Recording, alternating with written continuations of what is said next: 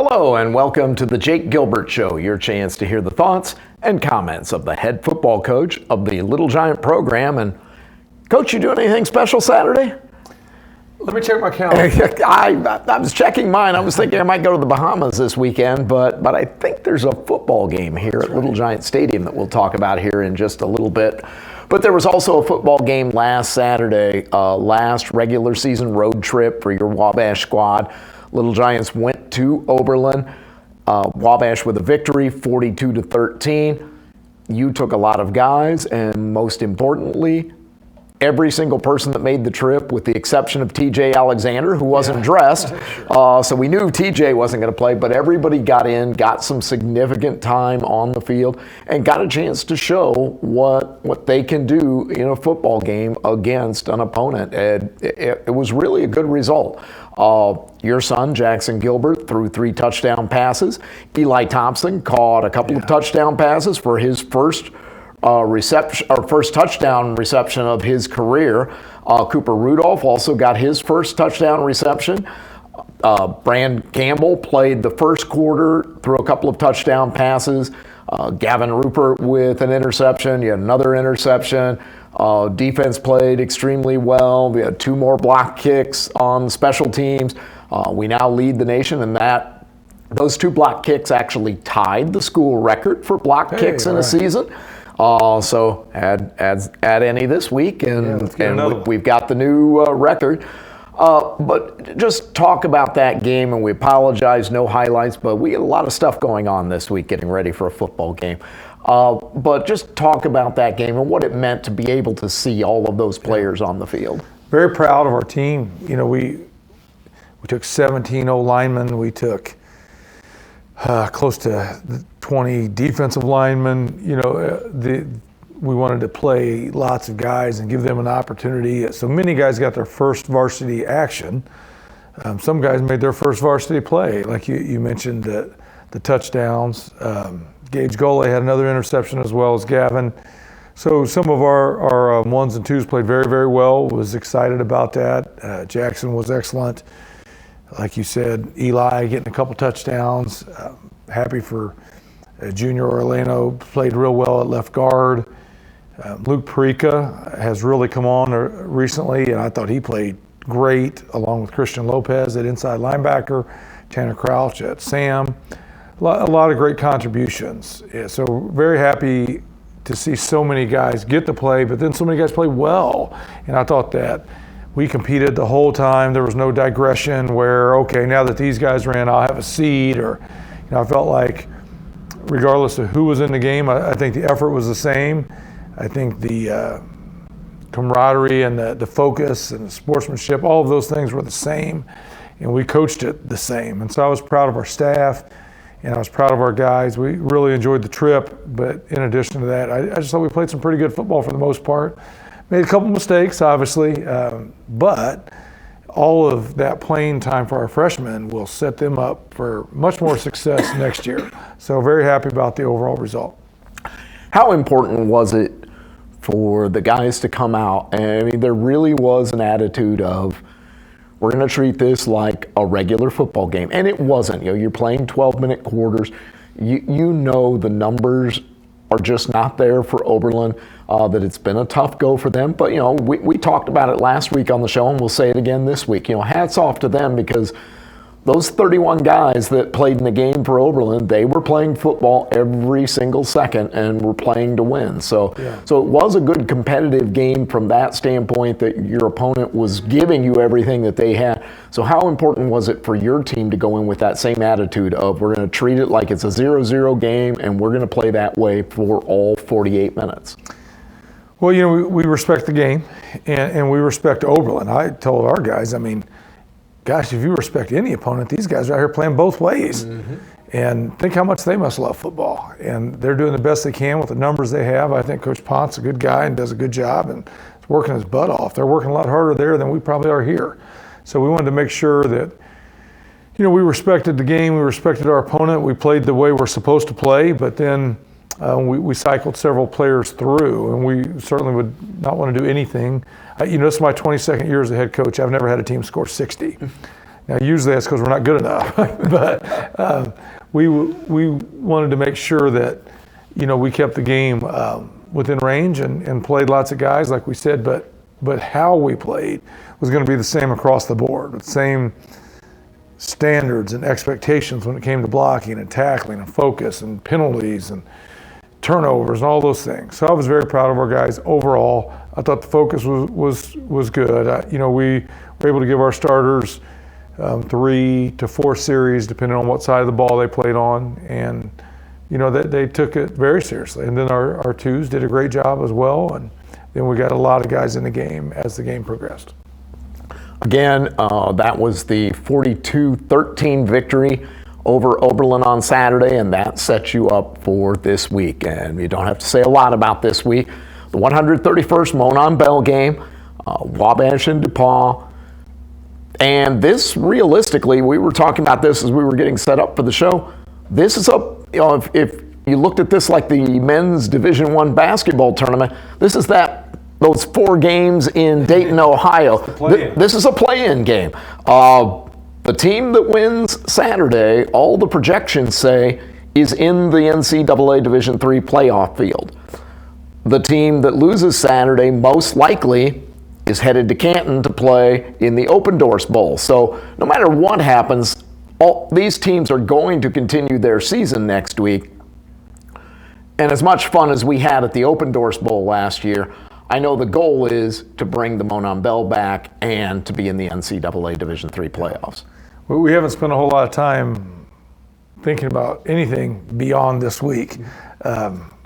We as a staff or as a team, I think these guys are an excellent football team, so our focus better be on them. They're the, back-to-back-to-back conference champs 4 times. So our focus is on getting the bell back, not whatever's next. Mm-hmm. But we also know, hey, if we get it done, and not only do we bring the bell back home, but golly, we get to keep playing in the playoffs. What a great season that would be. So, but our focus is on DePauw, and again, we have great respect for them. They're an excellent football team, and we're going to have to play great football. But we've done that at times. We just need to put it all together and be our best in all 3 phases all the time with no lapses to get the bell back where it belongs. Let's talk about their team for a minute. And on offense, it starts immediately with their senior wide receiver, Robbie Ballantyne. Robbie is an outstanding player. He's a Campbell Trophy finalist, and we know what it takes to be a Campbell Trophy finalist. Liam Thompson, who played here, was a Campbell Trophy finalist. So that is only, the best of the best are going to that ceremony out in Las Vegas. What do you have to do to try and not only keep Robbie Ballantyne in check as much as possible, but certainly last year when we went to DePauw, Caden Whitehead showed that their run game is really, really good as well, and you can't focus too much on one side or one part of their offense because it is a well-rounded team. They are excellent on offense. I love their offense. First off, Ballantyne is as good as advertised, and he deserves all the kudos he gets. Obviously, we can try to sneak a 12th guy on the field, but if that doesn't work, then basically, you can choose and pick your poison. Last year, every time we didn't double him, or then they just threw him the ball, and every time we did, then they ran the ball pretty well. And they've got other great players too. And a couple of guys that left were outstanding, and they have really replace them with other great players. So they've got it going down there. We're going to see a great offense. We know that. You do kind of have to pick your poison a little bit. We can't speed up graduation, so we're going to have to play them, and we're going to have to figure out some new things, because the things we did last year, we played pretty good football for a half, and we got a couple timely takeaways in the red zone, and that kept us in it for a while. But then in the second half, they had their way with us, and we're very explosive offense. So obviously we got to learn from last year and do things a little bit better. They've got some new players, we've got some new players, and we're going to have to find a way to take away all of it, because they're good at all of it. The quarterback's playing at an extremely high level. Obviously, you mentioned the run game is really good, and then Valentine, but then the other receivers too. I mean, the tight end, they've got another senior receiver. I mean, they're outstanding. He's excellent. So we know who they are, and we're not going to be caught by surprise at how good they are. Defensively, one of the numbers that jumps off the page when you look at their statistics, they have given up 92 yards of rushing, not a game, for the entire season. Their front has been excellent against the run. They're one of the top teams in the nation in run defense. And then the rest of their defense has been outstanding as well. It's always been a staple of theirs the last few years, just how good their defense is. What does Wabash have to do offensively to try and be able to move the football against this good defense? Yeah, you know, Coach McElwain does a great job. They've been really good on defense for a while, but to lead the country back-to-back years in rush defense with who they graduated, pretty phenomenal. But in addition to that, you know, they've got two guys with 20 career sacks. You know, and I mean, those two senior DNs are outstanding, and the outside backers, I mean, they're good. So their front is extremely stingy against the run. I like their scheme, but gosh, I like their players. So they're really hard to run against, and no one has run the ball well against them. Even John Carroll. I mean, there's a little bit of glimpses of hope there, but you know, then they negate that with some negative plays and sacks. So going to be hard to run the ball. We have really prided ourselves in running the ball. And have had the conference's leading rusher last year, and you know, Xavier's back again this year. I think maybe I don't know if he's first or second at the moment. Right now, just less than a yard behind John Carroll's running back. So you know, we obviously want to run the football well, but you can't just line up and do your base stuff and think you're going to push these guys out of the way on the inside zone every time, because they're pretty good. You talked about the second half of last year's game. How important is it to not let mistakes start to snowball? And it felt like that's what happened last year. They got a touchdown right at the end of the half, and we were getting the kickoff to begin the second half, and we thought, well, we're going to be okay. And we get a fumble. Then we had an interception deep in our own territory. You know, we just had some mistakes that kind of kept mounting on top of one another. How important is it to just kind of wipe the slate clean if there is a mistake and say, okay, let's just get back to playing our football and not compound the issue? Well, yeah, I mean, there's just got to be confidence and refocus. I mean, in the end of the day, Wabash always fights. I mean, is that us or not? And so I think authentically, either we better meet that standard or else we better change the slogan. So, I mean, I felt like, you know, that was an example of playing with a little bit of fear, and we better have enough courage to live up to that chant and that slogan, or else we don't deserve it, you know. And so I think it's more about just being hungry enough to come back, but then also having, yes, the confidence and belief that, you know, the next play is the most important play. And I think we have been pretty strong mentally this year. We've been down at halftime a couple times. John Carroll had us way down. And we came back in that game, and then Wittenberg was up 14-0, and that was just here recently. So I don't want to be down at half, but I do think we have played, you know, with a lot more grit and gumption and toughness mentally, and we better show that on Saturday, because this is a great team. They're going to make some plays on both sides of the ball, but so are we. And so we just got to keep chopping wood, and the ups and downs in this game are tremendous. We know that.